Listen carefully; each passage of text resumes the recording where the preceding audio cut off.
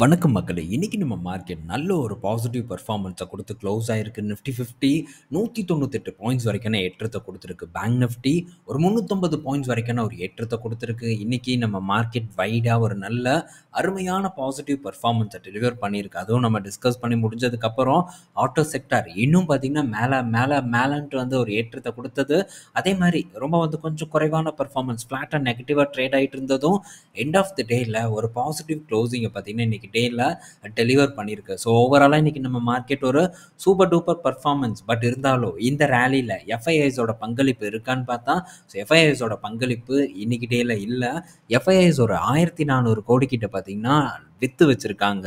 அதே சமயத்துல டிஐஎஸ் பார்க்கும்போது ஒரு 4344 கோடிக்கு பை பண்ணி நம்ம மார்க்கெட்டுக்கு ஒரு சப்போர்ட்ட குடுத்துருக்காங்க. ஸோ இப்போ பெரும்பாலும் என்ன ஒரு மைண்ட் செட் வந்து பலருக்கும் வந்து ஓடிட்டு இருக்குன்னா, ஸோ இப்போ டிஐஎஸ் வந்து மார்க்கெட்டை நிறுத்துறாங்க. அதில் மாற்று கருத்தே இல்லை. இதில் பெரும்பாலும் பார்த்தீங்கன்னா மியூச்சுவல் ஃபண்டு தான் வந்து வாங்குறாங்க. ஸோ என்ன எல்லாரும் நினச்சிக்கிறாங்கன்னா, மியூச்சுவல் ஃபண்டு தான் அவங்க பணத்தை போட்டு, ஸோ டிஐஎஸ் அவங்க பணத்தை போட்டு யாரோ ஒருத்தரோட கட்டளைக்கு கீழே வந்து இயங்குறாங்க, மார்க்கெட்டை கீழே விழுகாமல் பார்த்துக்கிறாங்க அப்படிங்கிற ஒரு பிம்பத்தில் வந்து நினச்சிட்டு இருக்காங்க. ஸோ மியூச்சுவல் ஃபண்டு வந்து ஸோ அவங்களுடைய சொந்த காசு இல்லை, வேற யாரோ சேர்ந்து மார்க்கெட்டை நிறுத்துறது கிடையாது.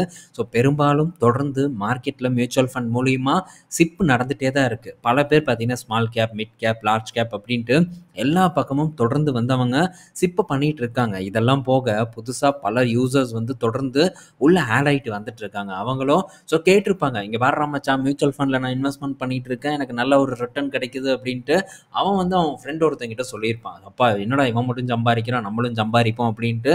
ஸோ உள்ளே வந்து குதிப்பாங்க. அவங்களும் பார்த்தீங்கன்னா மியூச்சுவல் ஃபண்டில் இன்வெஸ்ட்மெண்ட் பண்ண ஆரம்பிப்பாங்க. ஸோ இப்போது ஷேர் மார்க்கெட்னா கொஞ்சம் வந்து தெரிச்சு ஓடக்கூடிய நபர்கள், இல்லைனா நமக்கு எதுக்குப்பா ஷேர் மார்க்கெட் அப்படின்னு சொல்லி விலகி போகக்கூடிய நபர்கள் கூட ஷேர் மார்க்கெட்டில் ஏதோ பணம் கிடைக்குதாமேப்பா, ஓரளவு பரவாயில்லாமல் லாபம் கிடைக்குதாமே அப்படின்ட்டு உள்ள வரதுக்கு வந்து ஆரம்பிச்சிட்டாங்க. ஸோ இந்த மாதிரி ரீட்டைல் இன்வெஸ்டர்ஸ் தொடர்ந்து பணத்தை போடுறதுக்கு ஒரு காரணத்தினால தான் மியூச்சுவல் ஃபண்டு தொடர்ந்து நம்ம மார்க்கெட்டில் பங்குகளை வாங்கிட்டு இருக்காங்க. ஒரு பக்கம் மார்க்கெட் இறங்கினாலும் சரி, ஏறினாலும் சரி, தொடர்ந்து வந்து ஒரு சில பங்குகளை வாங்கிட்டே தான் இருக்காங்க. இந்த மாதிரி ரீட்டைல் இன்வெஸ்டர்ஸ் வந்து கேப்பே விடாமல் மார்க்கெட்டில் பணத்தை கொட்டிட்டு இருக்காங்க. இதுதான் மெயின் ரீசன் டிஐஎஸ் தினமும் நம்ம மார்க்கெட்டில் பை பண்ணுறதுக்குங்கிறது என்னுடைய ஒரு கருத்தாக இருக்குது. ஸோ நெக்ஸ்ட் பார்த்தீங்கன்னா, நம்ம நண்பர் ஒருத்தர் வந்து கேள்வி கேட்டிருந்தாரு. அதையும் வந்து நம்ம பார்ப்போம். ஸோ என்ன ஒரு கேள்வி கேட்டிருந்தாருன்னா, இப்போ நம்ம வந்து ஒரு 7 ஸ்டாக்கை பற்றி, நான் ரீசெண்டாக வந்து ஃபோக்கஸ் பண்ண ஸ்டாக்கை பற்றி ஒரு டிஸ்கஸ் பண்ணியிருந்தோம். ஸோ என்னென்ன ஸ்டாக் அப்படிங்கிறதெல்லாம் நம்ம இதுக்கு முன்னாடியே தொடர்ந்து டிஸ்கஸ் பண்ணியிருக்கோம். ஏன்னா இதெல்லாம் ரீசெண்டாக ஃபோக்கஸ் பண்ணப்பட்ட பங்குகள். இந்த 7 ஸ்டாக்ல உங்ககிட்ட ஒரு 1,00,000 கிட்ட இருந்ததுன்னா என்ன ரேஷியோவில் நீங்கள் டிப்ளாய் பண்ணுவீங்க அப்படிங்கிற ஒரு கேள்வியை வந்து கேட்டிருந்தாரு. என்னை பொறுத்த வரைக்கும் ஸோ என்னென்ன பங்குகளில் என்ன ரேஷியோவில் பண்ணுவீங்க அப்படின்னு கேட்டிருந்தாரு. நான் வந்து பெரும்பாலும் இப்போ நான் பண்ணியிருக்கிறத சொல்கிறேன். பட் என்ன ரேஷியோ அப்படிங்கிறதெல்லாம் நான் வந்து இன்னும் உட்காந்து ஆராய்ச்செல்லாம் பார்க்கல. ஸோ இப்போது அதிகப்படியாக நான் போட்ட இடம் அப்படின்னு பார்த்தீங்கன்னா, முதல் இடத்துல டிசிஎஸ் இருக்குது. ஸோ இந்த இடத்துல ஒரு நான் எதிர்பார்த்த ஒரு ஆப்பர்ச்சுனிட்டி கிடைச்சனால பெரிய ஒரு அமௌண்ட்டு தான் வந்து அந்த இடத்துல நான் இறக்குனேன். ஸோ இது வந்து இந்த 1 லேக்லாம் தாண்டிடுச்சு. ஒரு எக்ஸாம்பிளுக்கு சொல்லணும்னா, ஸோ ஒரு 1 லேக்கில் கிட்டத்தட்ட ஒரு 30% கிட்ட இந்த டிசிஎஸ்ல இறக்கியிருக்கேன். அதுக்கு அடுத்தபடியாக பார்த்தீங்கன்னா ஐடிசி இருக்குது. ஸோ அது ஒரு 20% கிட்ட வந்து இறக்கியிருப்பேன்னு வச்சுக்கோங்க. ஸோ 2வது அதிகமாக வந்து நான் ஃபோக்கஸ் பண்ண பங்குன்னு பார்த்தா அது ஐடிசியாக தான் வந்திருக்கு. ஸோ ஐடிசியை தொடர்ந்து அப்படின்னு பார்க்கும்போது கோல்கேட் பால்மோலிவ், ஸோ இந்த பங்கை பார்த்தீங்கன்னா கொஞ்சம் அதிகமாக வாங்கியிருக்கேன். ஏன்னா கோல்கேட் பால்மோலிவ்ல 2 டைம் பார்த்தீங்கன்னா நான் இன்வெஸ்ட்மெண்ட் பண்ணியிருக்கேன். அதுவும் கொஞ்சம் ஹெவியான கான்ஃபிடன்ஸ் இருந்தனால ஸோ ஃபஸ்ட்டு லெவல்லே பார்த்தீங்கன்னா ஒரு நல்ல குவான்டிட்டி வாங்கினேன். 2வது லெவல்லையும் பார்த்தீங்கன்னா ஒரு நல்ல குவான்டிட்டி வாங்கினேன். ஏன்னா நான் வாங்கினதுக்கப்புறம் கிட்டத்தட்ட ஒரு ₹200 வரைக்கான ஒரு கரெக்ஷன் வந்து இந்த கோல்கேட்டில் ஏற்பட்டது. ஸோ அதனால் கோல்கேட்லேயும் வந்து கொஞ்சம் அதிகமாக வந்து வாங்கியிருக்கேன். ஸோ இது 3 தான் பார்க்கும்போது கொஞ்சம் டாப்பாக வந்து என்னுடைய போர்ட்ஃபோலியோவில் இருக்குது. அதை தொடர்ந்து பார்க்கும்போது ஏசிசி, அதுலேயும் வந்து 2வது டைம். ஸோ அதுக்கப்புறம் தான் ஜோதி லேப், ஜிண்டால்ஸா இந்த மாதிரியான பங்குகள் எல்லாம் வந்து வருது.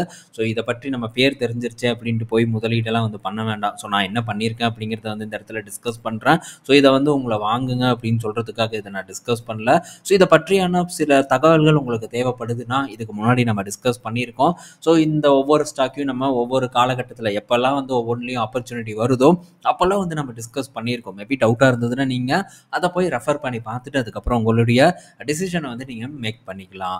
ஸோ அடுத்தது இன்னொரு நண்பர் என்ன கேட்டிருக்காருன்னா, பவர் கிரிட்டை பற்றி வந்து கேட்டிருக்காரு. ஸோ பவர் கிரிட் படுக்கையாக இருக்குது, எப்போ தான் மேலே போகும் அப்படின்னு கேட்டிருக்காங்க. பட் பவர் கிரிட் பார்த்தீங்கன்னா இதுக்கு முன்னாடியே ஒரு நல்ல ஏற்றத்தை வந்து கொடுத்துருச்சு. இவ்வளோ தூரம் கீழே இறங்காமல் இருக்கிறதே என்ன பொறுத்த வரைக்கும் பெரிய ஒரு விஷயமா வந்து பார்க்குறேன். ஸோ அப்படியே சஸ்டெயின் ஆகி ஒரு 270 கிட்டயே இருக்குன்னு நான் நினைக்கிறேன். பட் இதெல்லாம் 200க்கு கீழ வந்து ஃபோக்கஸ் பண்ணப்பட்ட பங்குகள். அதனால ஸோ இப்ப இருக்கக்கூடிய சிச்சுவேஷன்ல நம்ம இங்கேருந்து இன்னொரு பெரிய ஒரு புல் ராலி ஏற்படும் அப்படின்ட்டு ஒரு பெரிய கனவெல்லாம் வந்து நம்ம காண வேண்டாம். ஸோ இன்னும் கொஞ்சம் வந்து கீழ இறங்குனா தான் அடுத்த கட்ட ஒரு ஆப்பர்ச்சுனிட்டியே நமக்கு இந்த பவர் கிரிட்ல ஓப்பன் ஆகுங்கிறது என்னுடைய ஒரு கருத்தா இருக்கு. ஸோ அடுத்தது பார்த்தீங்கன்னா, பிரைவேட் பேங்க் இடிஎஃப்ல வாய்ப்பு இருக்கா அப்படின்ட்டு ஒரு நண்பர் வந்து கேட்டிருந்தாரு. ஸோ பிரைவேட் பேங்க் இடிஎஃப் வந்து இன்னும் கொஞ்சம் ப்ரெஷர்ல போகும் அப்படின்னு நான் நினைக்கிறேன். ப்ரீவியஸா ரூ. 23க்கு கீழ வந்து நமக்கு ஒரு ஆப்பர்ச்சுனிட்டி கிடைச்சது. ஸோ திரும்ப பார்த்தீங்கன்னா, அரவுண்ட் ஒரு 25க்காச்சும் ரீச் ஆகும் அப்படிங்கிற ஒரு நம்பிக்கை இருக்கு. பட் ரீச் ஆகுமா அப்படிங்கிறத நம்ம வெயிட் பண்ணி பார்க்கணும். ஸோ ஏன்னா பேங்கிங் ஸ்டாக்ல என்ன ப்ரெஷர் இருக்கு அப்படிங்கிறத நம்ம டிஸ்கஸ் பண்ணியிருக்கோம். ஒரு பக்கம் மார்ஜின் ப்ரெஷர் இருக்கு. இன்னொரு பக்கம் கிரெடிட் குரோத்லயும் ப்ரெஷர் இருக்கு. ஏன்னா ஸோ இந்த கார்ப்பரேட் எல்லாம் வந்து பேங்க் கிட்ட கடன் வாங்காம டைரக்டா போய் ஃபண்ட் ரைஸ் பண்ணிட்டு இருக்காங்கங்கிற ஒரு புதிய பிரச்சனை தலைவிரிச்சு ஆடுது. இதனால ஒரு ப்ரெஷரை பார்த்தீங்கன்னா பேங்க் வந்து ஃபேஸ் பண்ணும். அதிகப்படியான லோனை ரீட்டைலர் மேலே புஷ் பண்ணுறதுக்கு ட்ரை பண்ணுவாங்க. திரும்ப அது வாராக்கடனாக மாறலாம் அப்படிங்கிற கூட ஒரு சந்தேகங்களும் இருந்துட்டு இருக்கு. ஸோ அதனால் கொஞ்சம் வந்து வெயிட் பண்ணிவிட்டு அதுக்கப்புறமா இந்த ப்ரைவேட் பேங்க் இடிஎஃப் ஒரு நல்ல ஆப்பர்ச்சுனிட்டி தரும்போது ஃபோக்கஸ் பண்ணுறதுக்கு நம்ம திங்க் பண்ணுவோம். அடுத்தது பார்த்தீங்கன்னா, இன்னொரு நண்பர் என்ன கேட்டிருக்காருன்னா, சன் ஃபார்மா பற்றி வந்து கேட்டிருக்காரு. சன் ஃபார்மா இப்போ ஒரு 52 வீக் லோ கிட்ட இருக்கே, இப்போ நம்ம இதை வந்து ஃபோக்கஸ் பண்ணலாமான்ட்டு. பட் சன் ஃபார்மாவோட வேல்யூவேஷன் பார்க்கும்போது கொஞ்சம் ரிச்சா வந்து இருக்கு. ஸோ மற்ற ஃபார்மா கம்பெனிஸ் கூட கம்பேர் பண்ணும்போது, பட் இது நம்பர் 1 ஃபார்மா கம்பெனி. நம்ம டொமஸ்டிக் மார்க்கெட்லேயும் ஒரு நல்ல பர்ஃபார்ம் பண்ணக்கூடிய ஒரு நிறுவனம். அதே மாதிரி குளோபல் மார்க்கெட்லேயும் நல்ல பர்ஃபார்மன்ஸை பண்ணக்கூடிய ஒரு நிறுவனமாக இருந்துகிட்ருக்கு. அதுக்கான ஒரு வேல்யூவேஷனில் இருந்தாலும் கூட ஸோ இப்போ இருக்கக்கூடிய சூழ்நிலையில் இந்த ஃபார்மா பங்குகள் பக்கம் நம்ம போகாமல் இருக்கிறது ரொம்ப நல்லது. ஸோ பெரிய ஒரு ரிட்டர்னெல்லாம் வந்து நம்மளால் வந்து கெயின் பண்ணிட முடியாது இதுக்கப்புறம். ஸோ அதனால் கொஞ்சம் வந்து வெயிட் பண்ணிவிட்டு அதுக்கப்புறமா நம்ம ஒரு டிசிஷனை வந்து எடுக்கலாம். ஸோ வேல்யூவேஷன் கொஞ்சம் டிக்ளைன் ஆகட்டும். ஸோ இன்னும் வந்து இந்த அமெரிக்கா இந்தியா பிரச்சனை போயிட்டுருக்கு. என்னைக்காச்சும் நம்ம நினைக்காத ஒரு டைமில் ஏதாச்சும் ஒரு குண்டை போட்டுட்டாங்கன்னா அந்த டைமில் நம்ம வருத்தப்பட்டு ஒரு பிரயோஜனமும் இல்லை. ஸோ அதனால் பொறுத்து இருக்கலாம். பொறுமையாக வந்து கிடைக்கக்கூடிய ஆப்பர்ச்சுனிட்டிஸை நம்ம ஃபோக்கஸ் பண்ணுறதுக்கு ட்ரை பண்ணுவோம். ஸோ பல நண்பர்கள் கேட்ட கேள்விகளை வந்து நான் இந்த இடத்துல டிஸ்கஸ் பண்ணியிருப்பேன். வீடியோ ஸ்டார்ட் பண்ணும்போதே எல்லா நண்பர்களுடைய கேள்விகளையும் பேசிட்டேன். இப்போவும் கண்டிப்பாக ஏதாச்சும் ஒரு கேள்விகளை நான் வந்து மிஸ் பண்ணியிருப்பேன். மிஸ் பண்ணியிருந்தேன்னா நம்ம அடுத்தடுத்து வரக்கூடிய வீடியோஸில் இந்த மாதிரி நம்ம ஒன்று வீடியோவோட ஸ்டார்டிங்லேயோ இல்லைன்னா வீடியோவோட எண்டிங்லேயோ வந்து டிஸ்கஸ் பண்ணுவோம். ஸோ கமெண்ட் செக்ஷனில் மறக்காமல் வந்து உங்கள் கருத்துக்களை பதிவு பண்ணுங்கள். ஸோ சஜஷனாக இருந்தாலும் சரி, அதே மாதிரி இந்த மாதிரி ஏதாச்சும் ஒரு கேள்விகளாக இருந்தாலும் சரி, தாராளமாக வந்து நீங்கள் பதிவு பண்ணலாம். ஸோ அடுத்தது இன்னொரு ஒரு கேள்வி நான் ஆஃப்டர்நூன் கேட்டிருந்தேன். ஸோ இந்த பெங்களூர்லலாம் உண்மையாகவே 30,000 40,000 50,000 வரைக்கும் ரெண்ட் இருக்கா அப்படின்ட்டு. ஸோ பல நண்பர்கள் பெங்களூர்லேருந்து வந்து கமெண்ட் போட்டிருந்தாங்க. அதெல்லாம் பார்க்கும்போது என்னடா இது இவ்வளோ வாடகை கேட்குறீங்க அப்படிங்கிற மாதிரி தான் டக்குன்னு வந்து எனக்கு தோணுச்சு. 40,000 உண்மையாகவே வாடகை கேட்குறாங்க. ஸோ இவ்வளோ வாடகை நம்ம 2,00,000 சம்பாரிச்சாலும் கூட 40,000 வாடகை கொடுக்கறதுக்கு மனசு வருமா? எனக்கு சத்தியமாக வராது. உங்களுக்கு வருமா அப்படிங்கிறத கமெண்ட் செக்ஷனில் கமெண்ட்டாக போஸ்ட் பண்ணுங்க. ஆனால் ஸோ வேறு வழி இல்லை. நம்ம இங்கேருந்து கல்யாணம் பண்ணிட்டு அங்கே போயிட்டு புள்ள குட்டியோட உட்காந்தோன்னா கண்டிப்பாக ஒரு வீடு அப்படிங்கிறது வேணும். இதே நம்ம லோன் போட்டு வீடு வாங்கணுன்னா வாடகையே இவ்வளோ ரேட்டுக்கு வருது. ஸோ நம்ம இன்னும் வந்து வீடு வாங்க போது அதோட ரேட்டு எங்கேயோ வந்து போயிடும். ஸோ டெஃபினட்டாக வந்து நம்மளால் அஃபோர்ட் பண்ண முடியாது. பட் நம்ம சொந்த ஊரில் நிம்மதியாக இருந்து போட்டு ஸோ இந்த மாதிரி ஒர்க் ஃப்ரம் ஹோம் கிடச்சிதுன்னா அருமையான ஒரு வாழ்க்கை அப்படிங்கிறது தான் நான் வந்து ஃபீல் பண்ணுறேன். ஜாலியாக இருக்கும். டிரான்ஸ்போர்ட் செலவு இல்லை. ஸோ அதே மாதிரி வாடகையும் இல்லை. இந்த மாதிரி ஒரு சூழ்நிலை நமக்கு வந்து இருக்கும்போது எவ்வளோ முடியுமோ அந்தளவுக்கு நம்ம பணத்தை சேவ் பண்ணி சரியான நேரத்தில் சரியான இடத்துல முதலீடு பண்ணுறதை பற்றி திங்க் பண்ணணும். ஸோ நம்மக்கிட்ட தான் நிறையா இருக்கே, பெட்ரோல் செலவில்லை, ஆஃபீஸ் போகிற செலவில்லை, ஸோ எந்த ஒரு வாடகை செலவில்லை அப்படின்ட்டு காசை கண்ணா அப்படின்னான்னு கரைச்சிட்டோன்னா அதுக்கப்புறம் ரொம்பவே வந்து கஷ்டம். ஸோ இந்த அளவுக்கு ரெண்ட் அப்படிங்கிறதெல்லாம் என்னால் சத்தியமாக நினச்சி கூட பார்க்கல. 2,00,000 வாங்கினாலும் கூட இந்த ரெண்ட்டை பே பண்ணணும்னா டெஃபினட்டாக என் கண்ணிலேருந்து ரத்த கண்ணீர் வருங்கிறதுல மாற்றுக்கிறது இல்லை. ஸோ ஒரு நண்பர் நான் வேற வந்து ஒரு 3-4 ஃப்ளாட்டை வாங்கி போட்டுட்டேன் அப்படின்னு கூட வந்து கமெண்ட் பண்ணியிருந்தார். பெங்களூர்லேருந்து தான் நான் நினைக்கிறேன். அவர் பெங்களூரில் மேனேஜராக இருக்கார். ஸோ அவர் ஏன் இப்படி வந்து அன்றைக்கி ஃபீல் பண்ணி சொன்னாருன்னு தெரில. வாடகை இன்னும் கொழுத்து போய் இத்தனை வாடகை நமக்கு கிடைக்குது. ஸோ ஜாலியாக வாடகைக்கு விட்டு அந்த பணத்தை எடுத்து முதலீடு பண்ணி இன்னும் பெரிய அளவுக்கு வளரணும் அந்த நண்பர் அப்படிங்கிறது தான் என்னுடைய ஒரு ஆசையாக வந்து இருக்குது. ஸோ அந்த நண்பர் பார்த்துருந்தீங்கன்னா மறக்காமல் கீழே கமெண்ட் செக்ஷனில் போஸ்ட் பண்ணுங்கள். உங்களுடைய ஃப்ளாட்டு என்ன ரெண்ட்டுக்கு வந்து போகுது அப்படிங்கிறத. ஸோ இப்போ நம்ம வந்து செய்திகளுக்குள்ளே போகலாம். ஸோ செய்திகள் அப்படின்னு பார்க்கும்போது இன்றைக்கி டேயில் ஆட்டோ சேல்ஸ் தான் ஒரு மேஜரான ஒரு செய்தியாக வந்திருக்கு. இதில் யார் யார் எப்படி பண்ணியிருக்காங்கங்கிறத நம்ம பார்ப்போம். பட் இண்டிவிஜுவல் நம்பர் பார்க்குறதுக்கு முன்னாடி யார் ஃபஸ்ட்டு செகண்ட் அப்படின்னு பார்த்தா வழக்கம் போல் அன்னபோஸ்ட்டு மாருதி சுசுகிக்கு தான். 2வது பார்க்கும்போது தான் ஒரு சர்ப்ரைஸ், ஹியூண்டாய் பார்த்தீங்கன்னா இப்போ 2வது இடத்துக்கு வந்திருக்காங்க. 3வது இடத்துக்கு டாடா மோட்டார்ஸ் வந்திருக்காங்க. 4வது தான் மகேந்திரா. ஸோ மகேந்திராவோட பேசஞ்சர் செக்மெண்ட் பார்த்திங்கன்னா இந்த மாதத்தில் டிக்ளைன் ஆகிருக்கிறத நம்ம பார்க்க முடியுது. ஸோ எப்படி பண்ணியிருக்காங்கன்னு பார்ப்போம் ஒவ்வொருத்தங்களா. இதில் மாருதி சுசுக்கியோட சேல்ஸும் பார்க்கும்போது டிக்ளைன் தான் வந்து ஆயிருக்கு. டொமஸ்டிக்கில் பார்க்கும்போது ஒரு 1,31,000 யூனிட் வந்து விற்றுருக்காங்க. 11,000 யூனிட், கிட்டத்தட்ட 12,000 யூனிட் கிட்ட இவங்களுக்கு டொமஸ்டிக்கில் இயர் ஆன் இயரில் கம்மி ஆயிருக்கு. அதே மாதிரி எக்ஸ்போர்ட் பார்க்கும்போது தொடர்ந்து வந்து இவங்களுக்கு உயர்ந்துட்டே வந்துட்டுருக்கு. இது போக டொயோட்டாவுக்கு விற்கக்கூடிய சேல்ஸ்ன்னு பார்க்கும்போது 10,095 இருக்குது. ஸோ என்னென்ன கார் அப்படின்னு தெரியும், ரூமியானு, அடுத்தது இன்னும் இந்த ஹை ரைடரு போன்ற கிளான்ஸா, கல்லினோங்கிற மாதிரி காரெல்லாம் பார்த்திங்கன்னா நம்ம ஆளுங்க தான் வந்து செஞ்சு விற்றுட்ருக்காங்க. ஸோ அதில் பார்க்கும்போது ஒரு கணிசமான ஒரு நம்பர் வந்து கிடச்சிட்ருக்கு. ஸோ ஓவராலாக அப்படின்னு பார்க்கும்போது 1,80,683 யூனிட்டு, அதுலேயும் பார்த்திங்கன்னா ஒரு 0.6% பார்த்திங்கன்னா டிக்ளைன் தான் ஆயிருக்கு. ஸோ பெரிய ஒரு பர்ஃபார்மன்ஸ் மாருதி சுசுகி கிட்ட இல்லை. நாளான்னைக்கு புது கார் லான்ச் ஆகுது, எஸ்குடோ எப்படி பர்ஃபார்ம் பண்ணுதுங்கிறத வெயிட் பண்ணி வந்து பார்ப்போம். அடுத்தது பார்த்தீங்கன்னா, ஸோ இந்த மாதத்தில் மாருதி சுசுகி பார்த்தீங்கன்னா விட்டாராவை ஒரு 2,900 யூனிட் பார்த்தீங்கன்னா யூரோப்பியன் கண்ட்ரீஸ்க்கு வந்து எக்ஸ்போர்ட் பண்ணுறதா ஒரு டேட்டா வந்து கொடுத்துருக்காங்க. ஸோ ஃபஸ்ட்டு இங்கே லான்ச் பண்ணுங்கள், அதுக்குள்ளே பார்த்தீங்கன்னா உலகம் ஃபுல்லாக வந்து விற்றுட்ருக்கீங்க. பார்ப்போம், இதுவும் லான்ச் ஆகட்டும், எப்படி வரவேற்பு இருக்குங்கிறத வெயிட் பண்ணி பார்ப்போம். ஸோ நெக்ஸ்ட்டு ஹியூண்டாய் 2வது இடத்துல இருக்கக்கூடிய கம்பெனி 44,000 யூனிட்டை பார்த்தீங்கன்னா டொமஸ்டிக்கில் விற்றுருக்காங்க. ஓவரால் பார்க்கும்போது 60,000 கிட்ட பார்த்தீங்கன்னா இவங்க சேல்ஸ் பண்ணியிருக்காங்க. இதில் எக்ஸ்போர்ட் மட்டும் பார்க்கும்போது 16,500 யூனிட்டாக இருக்குது. ஸோ எக்ஸ்போர்ட் ஒரு நல்ல வளர்ச்சி அடைஞ்சிருக்கு. ஸோ டொமஸ்டிக் இயர் ஆன் இயரில் குறைஞ்சிருந்தாலும் கூட ஸோ மற்ற கம்பெனிஸ் கூட இந்த மாதம் கம்பேர் பண்ணும்போது நல்ல ஒரு பர்ஃபார்மன்ஸை பார்த்திங்கன்னா ஹியூண்டாய் போஸ்ட் பண்ணி 2வது இடத்த பார்த்திங்கன்னா இப்போது ரீச் பண்ணியிருக்கு. ஸோ அடுத்தது பார்க்கும்போது டாடா மோட்டார்ஸ். ஸோ டாடா மோட்டார்ஸோட பர்ஃபார்மன்ஸ் பார்க்கும்போது 41,000 யூனிட்டாக இருக்குது இந்த மாதம் டொமஸ்டிக் சேல்ஸ் பார்க்கும்போது, பேசஞ்சர் வெஹிக்கிள் சேல்ஸ் பார்க்கும்போது. பட் இதுவும் இயர் ஆன் இயர் கூட கம்பேர் பண்ணும்போது டிக்ளைன் ஆகி இருந்தாலும் போன மாதம் சேல்ஸோட கம்பேர் பண்ணும்போது ஒரு 1,500 யூனிட் கிட்ட பார்த்தீங்கன்னா அதிகப்படியாக விற்றுருக்காங்க. இது டாடா மோட்டார்ஸ்க்கு ஒரு நல்ல செய்தியாக நான் வந்து பார்க்குறேன். ஸோ கமர்ஷியல் வெஹிக்கிள் செக்மெண்ட் அப்படின்னு பார்க்கும்போது ஓரளவு பெட்டரான ஒரு பர்ஃபார்மன்ஸ் தான் இந்த டாடா மோட்டார் பார்த்திங்கன்னா இந்த மாதம் வந்து டெலிவர் பண்ணியிருக்காங்க. 10% பார்த்திங்கன்னா அவங்களுடைய கமர்ஷியல் வெஹிக்கிள் செக்மெண்ட் வந்து உயர்ந்திருக்கு. அதே மாதிரி அசோக் லேலாண்டோட பர்ஃபார்மன்ஸும் இந்த மாதம் அதாவது ஆகஸ்ட்டில் ஒரு நல்ல பர்ஃபார்மன்ஸை தான் வந்து பண்ணியிருக்காங்க.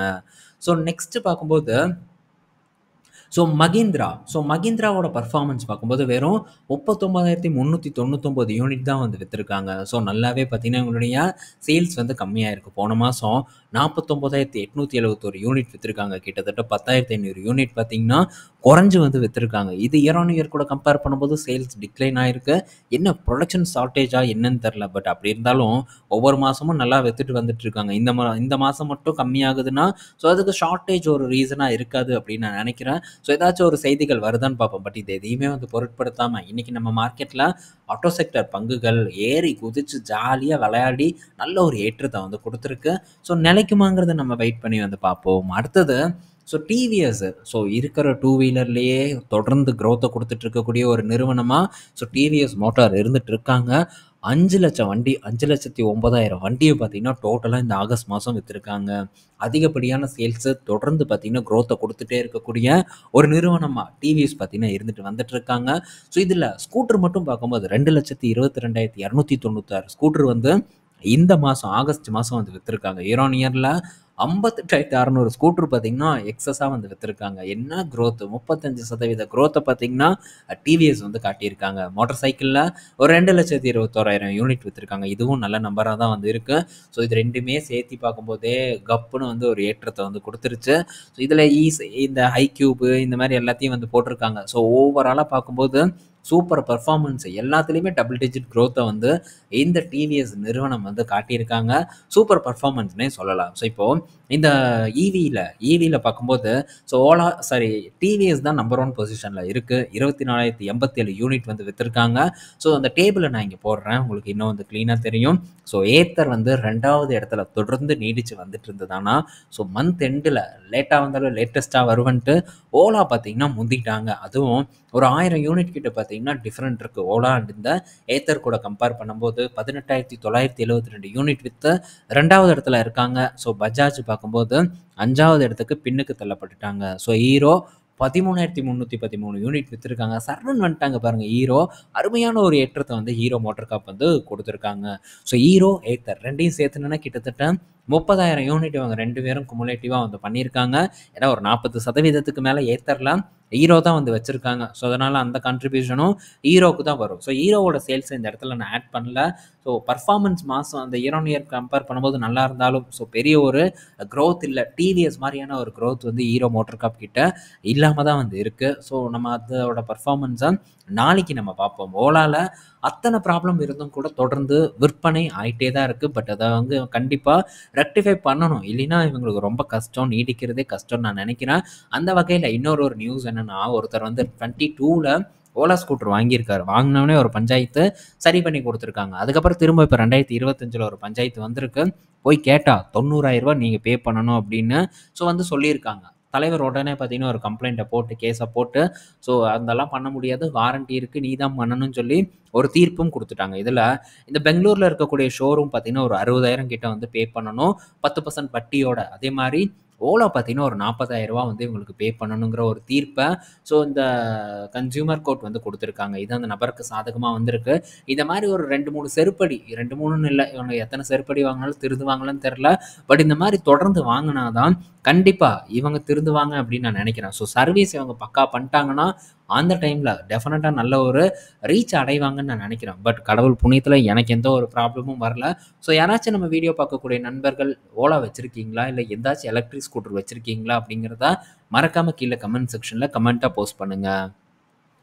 அடுத்தது பார்த்தீங்கன்னா அசோக் லேலாண்ட் கிட்டேருந்து ஒரு அப்டேட் வந்திருக்கு. ஸோ அசோக் லேலாண்ட் பார்க்கும்போது பேட்ரி மேனுஃபேக்சரிங்கில் இறங்க போகிறதா ஒரு டேட்டா கொடுத்துருக்காங்க. ஸோ சைனாவில் இருக்கக்கூடிய ஒரு நிறுவனத்துக்கூட சேர்ந்து ஒரு இன்வெஸ்ட்மெண்ட்டை வந்து பண்ண போகிறாங்க. ஒரு 5,000 கோடி. உடனே வந்து இந்த 5,000 கோடி தூக்கி போட போகிறதில்ல. ஸோ ஸ்லோவாக வந்து ஒரு 4-5 வருஷம், 5லேருந்து 7 வருஷம் வரைக்கும் டைம் எடுக்கும். அதுக்குள்ளே இந்த 5,000 கோடி நாங்கள் முதலீடு பண்ணிடுவோம். ஸோ நம்ம நாட்டிலே நாங்கள் பேட்டரியை மேனுஃபேக்சர் பண்ண போகிறோம் அப்படின்ட்டு ஒரு அப்டேட் கொடுத்துருக்காங்க. இந்த கேல்பி அப்படிங்கிற ஒரு கம்பெனி பார்க்கும்போது ஒரு மிகப்பெரிய ஒரு நிறுவனமாக இருக்குது. பிரைவேட் அண்ட் இந்த ஸ்டேட் ஓன்டு கம்பெனியாக தான் இந்த கேல்பி இருக்குது. ஸோ இவங்க கூட ஒரு பார்ட்னர்ஷிப்பை பண்ணியிருக்காங்க. ஸோ வெற்றி அடைவாங்களாங்கிறத வெயிட் பண்ணி பார்ப்போம். பட் நீங்கள் ஒன்று புரிஞ்சுக்கணும், ஒரு நியூஸை வந்து தெரிஞ்சுக்கணும். ஒவ்வொரு கம்பெனிஸும் இந்த மாதிரி பேட்ரி மேனுஃபேக்சரிங்க்கு இறங்குறாங்க அப்படிங்கிறத புரிஞ்சுக்கணும். ஸோ பேட்ரி ஸ்டாக்கில் இன்வெஸ்ட்மெண்ட் பண்ணக்கூடிய நண்பர்கள் டெஃபினட்டாக ஒரு ரீவிசிட் அடிங்க அப்படிங்கிறது தான் என்னுடைய ஒரு கோரிக்கையாக இருக்குது. ஏன்னா இந்த 2 பேட்ரி ஸ்டாக்கும் இப்போ ஓரளவு நல்ல பீக்கில் தான் வந்து இருக்குது. குறிப்பாக எக்ஸைட் நல்ல ஒரு பீக்கில் இருக்குது. ஸோ ஒரு ரீவிசிட் அடிங்க. ஸோ அந்த பேட்டரி உடனே அழிஞ்சு போயிடும் அப்படின்னு நான் சொல்ல வரல. மேபி ஃப்யூச்சரில் இந்த ஒரு காரணத்தை காட்டி ஒரு ப்ரெஷரை கிளப்புனாலும் கிளப்புவாங்க. ரொம்ப கேர்ஃபுல்லாக இருக்கணுங்கிறதுக்காக திரும்பவும் வந்து இந்த இடத்துல நான் இதை டிஸ்கஸ் பண்ணுறேன். ஸோ ஏன்னா மாருதி சுசுக்கி போடுறாங்க, இப்போ அசோக் லேலண்ட் போட போகிறாங்க, டாடா கிட்ட அகர்டாஸ் அப்படிங்கிற ஒரு பேட்ரி கம்பெனி இருக்குது. ஸோ அதே மாதிரி ஓலா பார்க்கும்போது ஒரு பெரிய ஜிகா ஃபேக்ட்ரியே ஸ்டார்ட் பண்ணிட்டாங்க. ஒவ்வொரு நிறுவனமும் இந்த மாதிரி பண்ணும்போது அப்புறம் இவங்களுடைய சேல்ஸ் என்னாகும் அப்படிங்கிறத மட்டும் சிம்பிளாக வந்து யோசிங்க. அதற்கான ஒரு விடை கிடைக்கும். மேபி ஏதாவது டவுட் இருக்குது, ஸோ நீங்கள் ஏதாச்சும் ஒரு ரிசர்ச் பண்ணுறீங்க, ஸோ அந்த ரிசர்ச்சில் ஏதாச்சும் ஒரு சந்தேகம் வருதுன்னா தாராளமாக நீங்கள் கமெண்ட் செக்ஷனில் போஸ்ட் பண்ணலாம். ஸோ என்னால் முடிஞ்ச உதவியை உங்களுக்கு நான் செய்கிறதுக்கு கடமைப்பட்டிருக்கேன். ஸோ அடுத்தது அப்படின்னு பார்க்கும்போது ஸோ NVIDIA கிட்டேருந்து ஒரு அப்டேட் வந்திருக்கு. என்ன ஒரு அப்டேட்னா, ஸோ NVIDIA வந்து அவங்களுடைய 40% ரெவன்யூ பார்த்தீங்கன்னா 2 கஸ்டமர் கிட்டேருந்து வருது அப்படிங்கிற ஒரு டேட்டா வந்து கொடுத்துருக்காங்க. யார் அப்படிங்கிற ஒரு கெஸ் உங்ககிட்ட இருக்கா? ஸோ ஒன்று பார்க்கும்போது மைக்ரோசாஃப்ட், இன்னொன்று பார்க்கும்போது அமேசானாக வந்து இருக்குது. ஸோ 2 பேர்கிட்டையும் தான் பெரிய அளவுக்கான வருமானம் போயிட்டுருக்கு.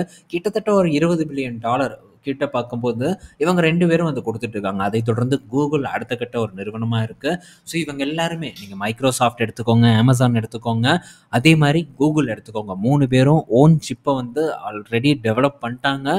விரைவில் இவங்கெல்லாம் கண்டிப்பாக அவங்க ஓன் சிப்பை வந்து யூஸ் பண்ணுவாங்க. என்றைக்கு அப்படிங்கிறது தான் வந்து தெரியல. ஸோ அது வரைக்கும் NVIDIA காட்டில் மழை, என்றைக்கு வந்து அவங்கெல்லாம் வந்து தனியாக கடை போட ஆரம்பிக்கிறாங்களோ அப்போது இந்த பங்கெல்லாம் மேபி பாதிக்கப்படலாம் அப்படின்னு நான் நினைக்கிறேன். ஸோ வெயிட் பண்ணி பார்ப்போம். உடனே எந்த மாற்றமும் நடக்காது. ஸோ கொஞ்ச நாள் ஆகும். தொடர்ந்து வந்து பார்ப்போம் என்ன ஒரு டெவலப்மெண்ட் நடக்குதுன்ட்டு. ஸோ இந்த வீடியோவில் நம்ம பல இன்ஃபர்மேஷன் பற்றி டிஸ்கஸ் பண்ணியிருப்போம். குறிப்பாக நண்பர்கள் கேட்டதெல்லாம் நம்ம இதில் பேசியிருப்போம். பயனுள்ளதாக இருக்கும்னு நான் நினைக்கிறேன். நாளைக்கு இன்னொரு வீடியோவில் நம்ம மீட் பண்ணுவோம். பாய் மக்களே.